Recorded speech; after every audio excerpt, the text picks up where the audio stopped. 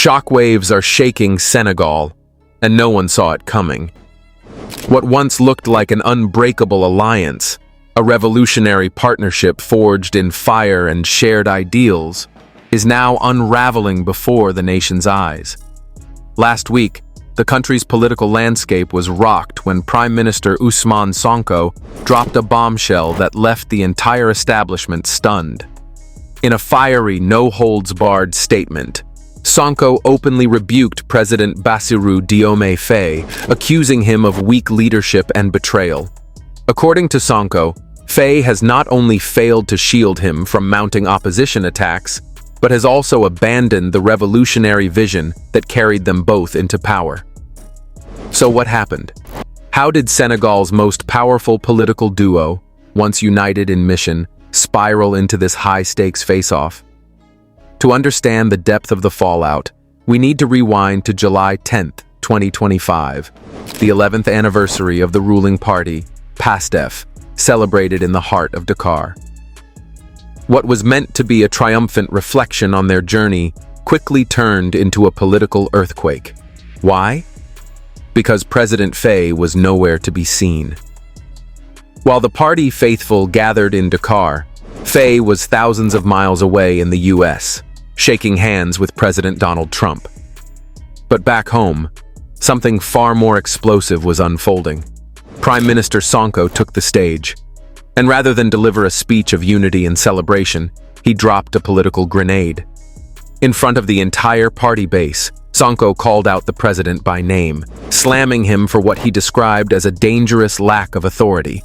He accused Faye of governing too softly in a time that demands bold action, and warned that the president's passivity has left their government exposed to constant attacks from a re-energized opposition. Then came the moment that stopped the room cold. We'll see if things continue like this. I call on Bassirou Faye. He must take responsibility. If not, then he will let me govern. I'm very clear. Those weren't just sharp words. They were a direct challenge to the president's legitimacy, issued not in private, but from the main stage, on the party's most symbolic day of the year. The message was clear. Sonko is done waiting. What we're witnessing is more than a rift. It's a rupture at the top of Senegal's leadership. It's becoming clear that Sonko is losing patience with Faye's calm, calculated leadership style, which he believes is too passive for the urgency Senegal faces. For Sonko, this isn't just a personality clash. It's a betrayal of their shared mission, radical reform, true sovereignty, and a clean break from the shadow of foreign influence. And if this public confrontation is any sign of what's to come, Senegal's political storm is just getting started. Let's not forget, it's been over a year since Bassirou Diomaye Faye took the presidential oath, riding high on a wave of revolutionary hope. But now, the question ringing across Senegal is, what has actually changed? Faye came to power on big promises, to rebuild crumbling institutions, reclaim national authority, and most critically, to dismantle France's grip on Senegal. Those words electrified a nation hungry for change. But what's the reality on the ground? Beyond one significant move, the withdrawal of French troops, there's little evidence that the revolutionary agenda has taken root. And even that decision, many say, wasn't led by Faye. It was Ousmane Sonko who pushed hardest for the troops to go. Sonko, the firebrand who has consistently been the loudest voice against France's neo-colonial influence. Sonko's anti-France stance has been so direct, so unapologetic, that after the election, Paris quietly placed him on a watch list, a clear sign of how seriously they view his political threat. But President Faye? Instead of holding the line against foreign control, he appears to be walking it back. Just months into office, his first major foreign visit was to Paris, a move that sent alarm bells ringing across his revolutionary base. He claimed the trip was about redefining Senegal's relationship with France, but to many, it looked like a handshake with the very system they vowed to break. And earlier this year, during the International Conference on Financing for Development, Faye once again sat across from President Emmanuel Macron, discussing economic ties, security cooperation, and regional stability. To Sonko and his supporters, this isn't diplomacy. It's betrayal. So what's really going on? Has Bassirou Faye abandoned the cause that got him elected? Or is he walking a tightrope, trying to balance Senegal's sovereignty with the West's relentless grip? Official statements try to paint a picture of unity. Both leaders publicly affirmed their commitment to building a stronger Franco-Senegalese partnership. Economic collaboration, cultural exchanges, regional security. These were all buzzwords used to frame the relationship as one of equality and mutual respect. President Faye declared, "Our discussions focused on cooperation between Senegal and France and on issues of regional and global importance." Macron followed up with polished words about moving forward together in service of both nations' sovereignty. He laid out plans to reshape the partnership around 4 pillars: economic development, defense, culture, and historical memory. On paper, it all sounds promising, diplomatic, strategic. But on the streets of Dakar, and in Sonko's camp, it reads like a repeat of history. Because if the real mission was to break free from French domination, why is the president doubling down on deeper partnerships? To Sonko, this isn't sovereignty. It's submission with a smile. It's the same old empire, repackaged. And now, one uncomfortable truth is rising to the surface. Bassirou Diomaye Faye never intended to sever ties with France completely. So what we're left with is a dangerous question. Is Faye cautiously navigating a global power game, or has he already compromised the revolution? This was never President Bassirou Diomaye Faye's vision. From the very beginning, he made one thing clear. He didn't want to destroy Senegal's relationship with France. He wanted to reset it. Faye has been consistent. He said the old one-sided system, where France wielded disproportionate control over Senegal's economy and politics, had to be dismantled. But he also said he envisioned a win-win partnership, one built on mutual benefit, not domination. And in many ways, that's exactly what he's doing now. Since taking office, Faye has repeated one message: "I will always be available to work with our European partners toward a win-win partnership that benefits our respective peoples." So if we go by the letter of his word, he hasn't broken any promises. But here's the problem. That's not the revolution Ousmane Sonko wanted. Sonko didn't want a reset. He wanted a rupture. A full and final break from French interference. For him, sovereignty doesn't include cooperation.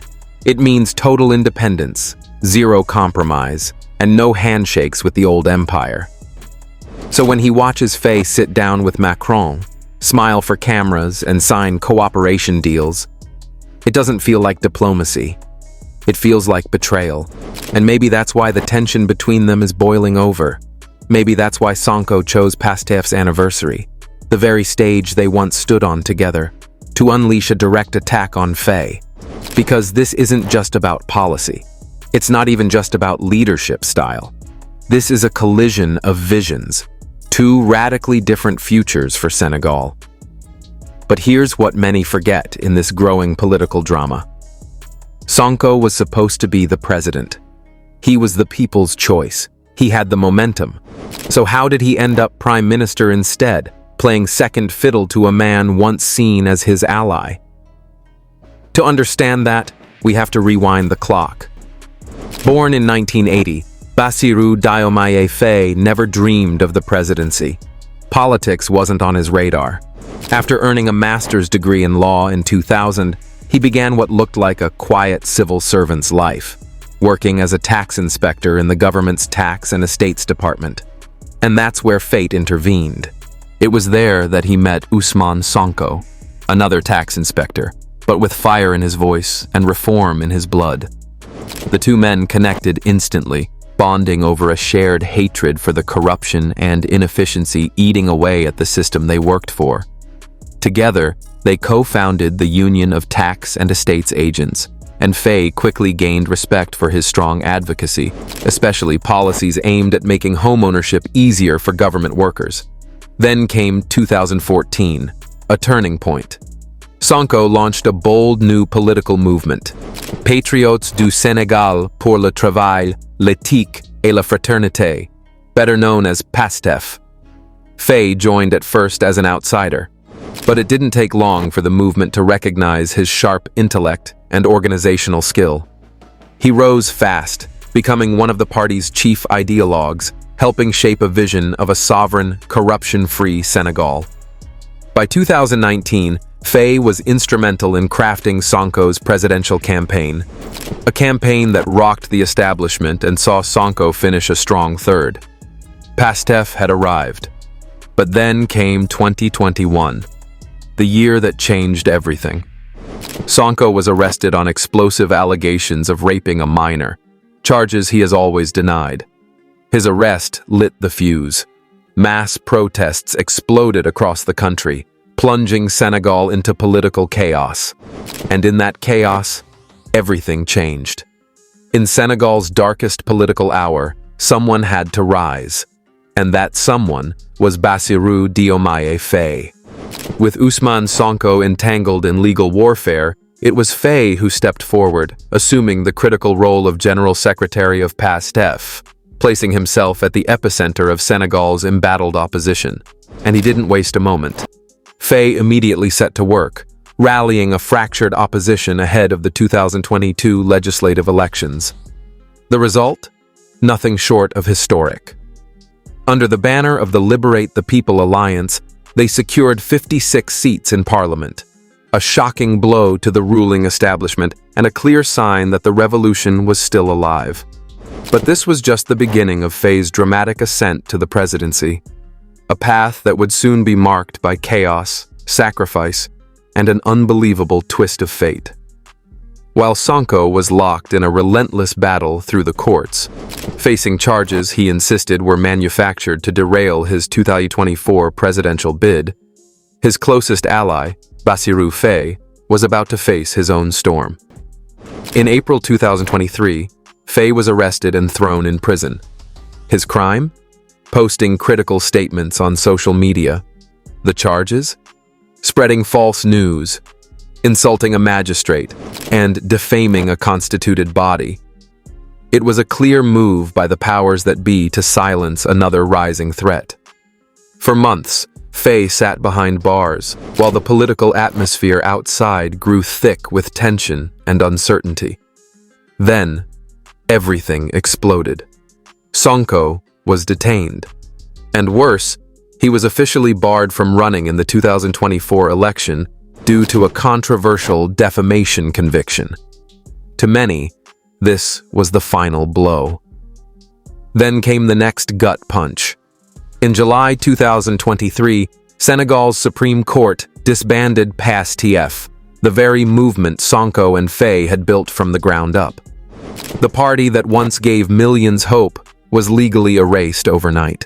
The revolution, it seemed, had been crushed, but this movement was not so easily buried. Even in the ashes, the members of the banned party refused to surrender. They believed Sonko's arrest and the destruction of PASTEF was a calculated attack by a desperate regime trying to eliminate its most dangerous opponents. And so, they made a defiant choice. If Sonko couldn't run, they would throw their full support behind a man who shared his vision, a man who had already proven his courage, loyalty, and commitment to the cause. That man was Bassirou Diomaye Faye. This decision would ignite a turning point, not only for Senegal, but for the entire political trajectory of West Africa. Because in the end, only one man made it onto the ballot. Only one man stood as the last torchbearer of a silenced movement. Bassirou Diomaye Faye. And here's where the story takes a turn that no one, not even his enemies, saw coming. He was still behind bars when his candidacy was confirmed. But that didn't slow the movement. It fueled it. Over 100 political parties, including high-profile figures like former Prime Minister Aminata Touré, united under a single thunderous banner, Diomaye Faye is Sonko. Then came a twist no one expected. Just weeks before the election, the government passed a general amnesty law aimed at easing political tensions. In one stroke, Bassirou Diomaye Faye was freed after 11 months in prison, and Ousmane Sonko was released as well. Suddenly, the political titans were back, and the campaign was on. Together, they hit the ground like a political hurricane. Massive rallies, electric caravans, cities and villages lit up by chants of change. The air was charged with urgency, and in just a few short weeks, nearly 7 million Senegalese citizens turned out to vote. And then, Faye made a move that stunned the nation. He released a full public declaration of his personal assets, daring every other candidate to match his transparency. His finances? Shockingly modest. A small home in Dakar. A patch of land outside the capital and in his hometown. About $6,600 in total savings. No offshore accounts. No sprawling villas. No hidden fortunes. Just a man with a vision, a clean record, and the trust of a nation. Then came the day that rewrote Senegalese history. March 26, 2024. Bassirou Diomaye Faye was officially declared the President of Senegal. Standing before the nation in his first address, he captured the mood of millions with a single sentence. In electing me, the Senegalese people have chosen a break with the past. I will govern with humility and transparency. It was a promise, a moment, a new chapter. This was the unlikely journey of a tax inspector turned head of state, a man who had once sat in a prison cell and was now entrusted with leading a nation. At the time, it felt like a victory born of unity, a partnership rooted in their shared values, work, ethics, and fraternity. For years, Faye and Sonko had stood shoulder to shoulder, battling against the system. When Faye was jailed for criticizing judges during Sonko's defamation trial, Sonko stood by him. When Sonko was barred from running, Faye returned that loyalty, backed by Sonko's full endorsement. Their bond seemed forged in fire, unbreakable, even personal. Faye named one of his sons Ousmane Sonko in tribute to their friendship. They even shared hobbies, like a deep commitment to martial arts.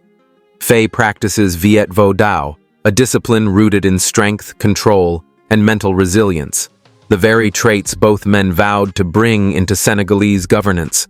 But now, the image is cracking.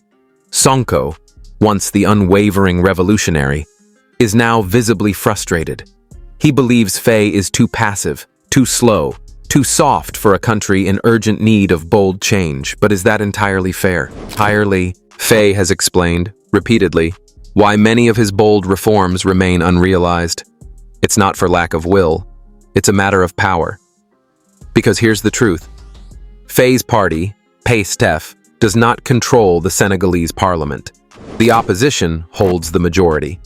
That means every major reform, abolishing the prime minister's office, shrinking government size, creating a vice presidency, must go through hostile lawmakers. Even as president, Faye's hands are tied. He's navigating a system designed to resist change. So is Sonko right to accuse him of weak leadership? Or is this a tragic reflection of Senegal's fractured democracy, where even the president struggles to govern without compromise? The cracks widened in June 2024, when government opposition tensions exploded. A standoff erupted over the national budget. The opposition coalition canceled the debate, demanding that Prime Minister Sonko first reveal his policy roadmap. Sonko pushed back, stating he wasn't legally required to comply. But that was just the start. President Faye later admitted that cooperation with Parliament had become nearly impossible. Lawmakers refused to even discuss the national budget. They blocked attempts to dissolve bloated state institutions. Reform was frozen. Faced with a legislative wall, President Faye made a decision that shocked the nation. Then came the moment that shook the entire nation. President Bassirou Diomaye Faye appeared live on state television and dropped a political bombshell. I have dissolved the National Assembly to ask the sovereign people for the institutional means to bring about the systemic transformation I promised. That's right.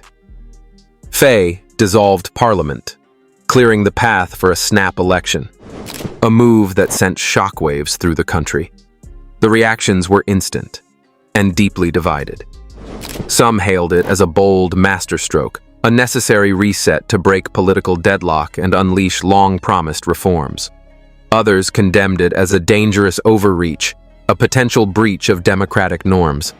But no matter which side of the debate you stand on, one truth emerged. When backed into a corner, Bassirou Diomaye Faye doesn't flinch. He acts. And that brings us to a more complicated reality. Maybe this growing tension between Faye and Sonko isn't just a question of strength versus weakness. Maybe it's something deeper. A clash of governing philosophies, a collision of ideals. Which begs the ultimate question. Can this revolutionary partnership survive? Or are we watching it unravel in real time? After Sonko's public rebuke shook Senegal's political establishment, President Faye stepped in to cool the flames. Speaking openly, he rejected claims of a falling out. The Prime Minister said it, "He's my friend. There is no conflict between us. The only real battle is against the hardship faced by the Senegalese people, the same hardship we, as a government, are working to fix." It sounded like a call for unity, a reminder that their shared mission is bigger than any political rift. But here's the twist. The tension won't die. Despite Faye's calm tone, Sonko's sharp words still dominate headlines, and the public is divided. Sonko's supporters are coming out swinging, accusing Faye of betraying the movement, drifting from the revolution, and reminding him constantly, "You sit in that office because of Ousmane Sonko." From social media to talk shows to street protests, the pressure is mounting. Is the alliance cracking? Or is it already broken? President Faye's camp is scrambling to contain the fallout. Aides and party insiders insist that there's still mutual respect, that this is just a rough patch in a complex journey. Faye himself continues to call Sonko a friend. But let's be real. PASTEF is under intense strain. What once looked like an unshakable partnership now seems fragile. Every glance, every speech, every silence between the president and the prime minister is being scrutinized for signs of rupture. And now the big question looms. Is this the end of the Sonko-Faye alliance? And if it is, what does that mean for Senegal? Are we on the brink of a major political crisis? Could this reshape the future of Senegalese democracy? We want to hear from you. Drop your thoughts in the comments below. Is this political marriage on the verge of collapse? Or can it still be saved? If you found this deep dive valuable, hit the like button, subscribe for more high-impact political coverage, and share this video with someone who needs to understand what's really happening in Senegal. Because this isn't just politics. This is history in the making.